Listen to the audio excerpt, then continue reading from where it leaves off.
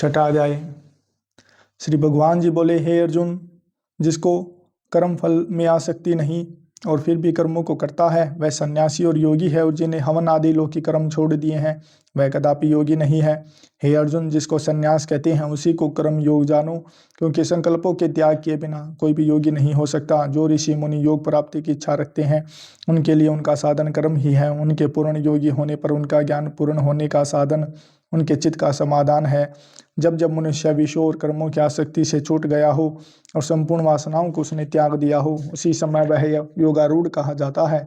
आप ही अपना उद्धार करे और आत्मा को अवनत होने से रोके, क्योंकि मनुष्य आप ही अपना मित्र और शत्रु है। जिन्हें विवेक से अपना मन स्वाधीन कर लिया है वो स्वयं ही अपना हितकारी है, और जिन्हें विवेक का परित्याग कर दिया है वह स्वयं ही अपना शत्रु है। मन को जीतने वाले शांत स्वभाव मनुष्य को शीत उष्ण सुख दुख मान और अपमान इसके होने पर भी बुद्धि अत्यंत स्थिर रहती है।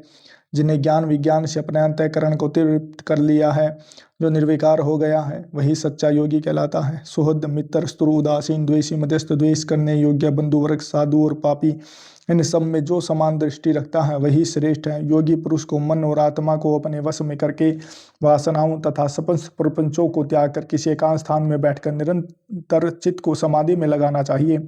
आत्म शुद्धि के लिए योग करना अति उत्तम है। शरीर मस्तक और गर्दन को सम करके अचल होकर स्थिर होवे और अपनी नासिका के अग्रभाग को देखता हुआ सब दिशाओं से अपनी दृष्टि हटाए रहे। भय रहित होकर शांत चित्त से ब्रह्मचर्य व्रत का पालन करे। मन को रोककर मुझ में ही लीन होकर मन को योग में लगावे। इस प्रकार मन को वश में रखने वाले योगी को निरंतर योगाभ्यास करते रहने से मुझ में रहने वाले को निर्वाण पद की प्राप्ति होती है। हे अर्जुन, जो अधिक भोजन करता है या अनेक दिन उपवास करता है, जो बहुत देर सोता या जागता रहता है, उसको योग प्राप्त नहीं होता। जो उपयुक्त आहार और विहार करता है तथा कर्मों का योग्य रीति से पालन करता है तथा जो यथा समय सोता है और जागता है, योग ऐसे पुरुष का दुख मिटा देता है। तब संयम को प्राप्त हुआ चित्त अपनी आत्मा में हो जाता है और मन कामनाओं से निवृत्त हो जाता है। तभी योगी मोक्ष पद पा जाता है। जिस प्रकार वायु रहित स्थान में रखा हुआ दीपक चलायमान नहीं होता, उसी प्रकार योगी अपने चित्त को निश्चल रखकर उसका संयम करता है और अंतःकरण की समाधि लगाता है।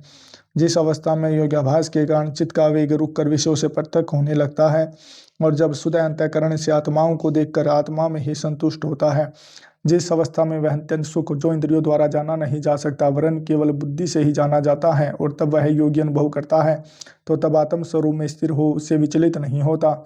इस अवस्था को पाकर फिर कोई और लाभ उसको अच्छा नहीं लगता, और जहाँ स्थिर होने पर और कोई बड़ा भारी दुख उसको वहाँ से चलायमान नहीं कर सकता। इस अवस्था को दुख संयोग वियोग कारक नामक योग जानना हो तो योग निर्लिप्त चित्त से निश्चय करके जानना चाहिए। संकल्प से उत्पन्न होने वाला समस्त कामनाओं को त्याग कर और मन ही मन में सकल इंद्रियों को चारों ओर से रोककर धैर्य के साथ बुद्धि को अपने अधीन कर धीरे धीरे विषयों से दूर हटा ले और भली भांति मन को आत्मा में स्थिर करके किसी वस्तु की इच्छा न करे, और चंचल मन जिधर जिधर जाए उधर से इसको हटाकर आत्मा के वश में करना चाहिए। इस प्रकार शांत चित्त तथा रजोगुण से रहित निष्पाप तथा ब्रह्म स्वरूप योगी को उत्तम सुख प्राप्त होता है। इस रीति से निरंतर योगाभ्यास करने वाला योगी समस्त पापों से छूटकर सहज ही उस परम सुख को पा लेता है जो ब्रह्म के संयोग से प्राप्त होता है। जिसका मन योग में स्थिर हो गया है उसकी दृष्टि भी सर्वत्र समान हो जाती है, और जो वह सब प्राणियों में अपने को और अपने में सब प्राणियों को देखता है। जो सब प्राणियों में मुझको और मुझ में सब प्राणियों को देखता है, मैं उससे अलग नहीं रहता और मुझसे वह अलग नहीं रहता। जो वैध भाव से रहता है, सब प्राणियों में स्थिर हो मेरा मनन करता है, वही योगी चाहे जिस अवस्था में रहे मुझ में मिल जाता है। हे अर्जुन, जो समस्त प्राणियों के दुख सुख को अपने ही दुख सुख के समान समझता है और सबको समान देखता है, वही श्रेष्ठ योगी है। अर्जुन बोले, हे मधुसूदन, आपने जो योग बताया है कि सबको अपने ही समान देखे और सो मन के चंचल होने के कारण मैं उसको अपने में दृढ़ स्थिर नहीं देखता हूँ। हे श्री कृष्ण, यह चंचल मन बड़ा ही हठी पराक्रमी और दृढ़ है। इसको अपने अधीन रखना हो तो मुझे वायु को बांध रखने के समान ही प्रतीत होता है। श्री कृष्ण भगवान ने कहा, हे महाबाहु, इसमें संदेह नहीं कि मन अति चंचल है और उसे वश में करना बड़ा ही कठिन है।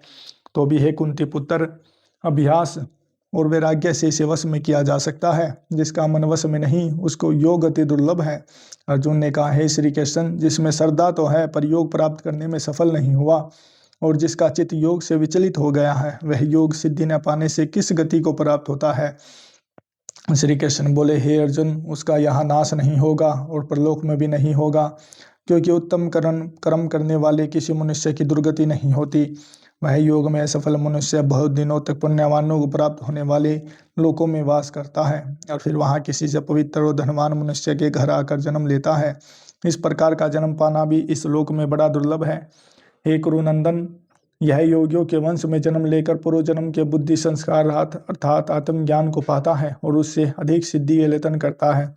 पूर्व जन्म में किए योगाभ्यास के बल से अनेक विघ्नों के पड़ने पर भी वह मोक्ष को प्राप्त होता है। योग की केवल इच्छा ही हो तो पुरुष शब्द ब्रह्म के परे जा पहुँचता है। जो बड़े परिश्रम और यत्न से योगाभ्यास करता है वह पापों से छूट मोक्ष को पाता है। बड़े तपस्वियों से योगी श्रेष्ठ है जो शुद्ध होकर अनेक जन्मों में परिश्रम करके सफल होता है, और ज्ञानियों से भी योगी श्रेष्ठ है। इसलिए हे अर्जुन, तुम योगी बनो। केवल मुझ में ही मन लगाकर योग प्राप्ति के लिए जो मेरा भजन करता है उसको समस्त योगियों से मैंने अत्यंत श्रेष्ठ माना है। छठे अध्याय का मातम्य। भगवान जी बोले, हे लक्ष्मी, अब छठे अध्याय का मातम्य सुन। गोदावरी नदी के तट पर एक नगर था। वहां जनश्रुति राजा था। वह बड़ा धर्मज्ञ था। एक दिन उस नगर में कई हंस उड़ते उड़ते आकर बैठे। उनमें से एक हंस बैठते हुए उतावला हो उड़ गया। तब नगर के पंडितों ने कहा, हे हंस, तू ऐसा उतावला क्यों उड़ा? क्या तू राजा जनश्रुति से पहले को स्वर्ग जाना चाहता है? तब उन पक्षियों में जो सरदार था उसने कहा, इस राजा से बढ़कर एक रैक मुनि श्रेष्ठ है। वह बैकुंठ का अधिकारी होवेगा। बैकुंठ लोग स्वर्ग से भी ऊंचा है। जब यह वार्ता राजा ने सुनी तब मन में विचार किया कि मेरे से उसका पुण्य अधिक होगा जिसकी यह हंस स्तुति करते हैं। यह विचारक राजा हाँ ने कहा, चलकर उसके दर्शन करने चाहिए। तब राजा ने सारथी से रथ मंगवाकर उस पर बैठ प्रथम श्री काशी जी में जाकर गंगा स्नान कर ब्राह्मण को दान दिया और विश्वनाथ शिव जी के दर्शन किए। फिर लोगों से पूछा, यहाँ रैक मुनि रहते हैं? लोगों ने कहा, नहीं। तब राजा दक्षिण दिशा को गया। वहां भी स्नान ध्यान कर दान दिया और द्वारकानाथ को परसा। फिर लोगों से पूछा, यहाँ कोई रैक मुनि रहते हैं? लोगों ने कहा, नहीं। तब राजा पश्चिम दिशा को गया। राजा जहाँ तहाँ तीर्थों पर जावे, तहाँ तहाँ ही स्नान दान करे और रैक मुनि को पूछे। फिर राजा ने उत्तर दिशा में जाकर श्री बद्रीनारायण जी को परस कर रथ को आगे बढ़ाया तो रथ चले नहीं। तब राजा ने कहा, मैंने समस्त पृथ्वी की परिक्रमा करी परंतु किसी भी स्थान पर मेरा रथ नहीं अटका। यहाँ पर अटका है। इससे प्रतीत होता है यहाँ अवश्य कोई ऐसी पुण्य आत्मा रहती है जिसके तेज से मेरा रथ नहीं चलता। तब राजा रथ से उतर कर आगे चला तो देखा कि पर्वत की कंदरा में मुनि बैठा है जिसके तेज से सूर्य की किरणों के समान प्रकाश हो रहा है। तब राजा ने प्रकाश को देखते ही कहा, रैक मुनि होंगे। जब राजा ने दंडवत कर चरण वंदना करी तथा हाथ जोड़कर स्तुति करी तब मुनि ने राजा का आदर किया और कहा, हे पृथ्वीनाथ, तो चारों धाम का प्रसन्नहारा पुण्यात्मा है। तब राजा ने मुनि से पूछा, हे मुनिनाथ, आपका तेज ऐसा किसके बल से है? मुनि ने कहा, हे राजन, मैं नित्य प्रति गीता जी के छठे अध्याय का पाठ करता हूँ। इस कंदरा में उसी का प्रकाश है। यह सुनकर राजा ने अपने पुत्र को बुलाकर कहा, हे पुत्र, आज से तू राज्य कर। अब मैं तीर्थों को जाता हूँ। इतना कहकर राजा ने राज्य त्याग दिया और रैक मुनि ने श्री गीता जी के छठे अध्याय का पाठ आरंभ कर दिया। तब वह राजा भी पाठ करने लगा जिसके प्रताप से वह त्रिकालदर्शी हो गया। दोनों को वन में रहते रहते कई वर्ष बीत गई। एक दिन प्रणाम करके दोनों ने देह त्याग दी। तब स्वर्ग से विमान आई और जिस पर बैठकर वे बैकुंठ को गई। बोल भगवत गीता मात की जय। बोल कृष्ण भगवान की जय। जय गीता माता मैया, जय गीता माता। अज्ञान मोह ममता को छिन्न में नाश करे। शरण तेरी जो आवे तेरी मति ग्रहण करे। रण क्षेत्र में अर्जुन जब शोकाधीर हुआ तब कृष्ण चंद के मुख से तुमने अवतार लिया। शरीर जन्मते मरते आत्मा अविनाशी, अतः शरीर की ममता मन से त्याग करो। निष्काम कर्म नित्य करके जग का उपकार करो। मन को वश में करके इच्छा त्याग करो। यह उपदेश तेरे जो नर मन में लावे। सुख करनी दुख हरनी तुमको जग गाता। जय गीता माता मैया, जय गीता माता। सत्य ज्ञान का मन में तू प्रकाश करे। पाप ताप मिट जावे निर्भय भव सिंधु तरे। कर्तव्य कर्म तज बैठा बहुत मलिन हुआ। ततो बात समझा कर उसका उद्धार किया। शरीर को दुख व्यापे आत्मा सुख राशि। आत्म बरम को चिन्हो से अनुराग करो। फल वांछा को त्यागो सदव्यवहार करो। निष्काम जग में रह कर हरि से अनुराग करो, भगवान भव सागर से वह क्यों न तर जावे। जय गीता माता मैया, जय गीता माता। बोल भगवत गीता माता की जय, बोल कृष्ण भगवान की जय, बोलो अपने अपने गुरु महाराज की जय। जल हाथ मिले और भगवत गीता माता से प्रार्थना करें, हे भगवत गीता माता, मैंने जो भी 2 अध्याय का पाठ का जप किया है वो जप और उसका फल मैं अपने पितरों के निर्मित अर्पण करता हूँ, और अपनी ही जो भी समस्त सिद्धियाँ हैं उनके निर्मित आपको अर्पण करता हूँ। मेरे पितरों को, मेरे पूर्वजों को मेरी सभी सिद्धियों को शुद्धि प्रदान करें, मलिनता दूर हटाए माँ। मेरे घर से नकारात्मक शक्ति को दूर करें, कोई भी तंत्र मंत्र क्रिया हो उसे दूर करें, हमारे हृदय को, हमारी बुद्धि को पवित्र करें।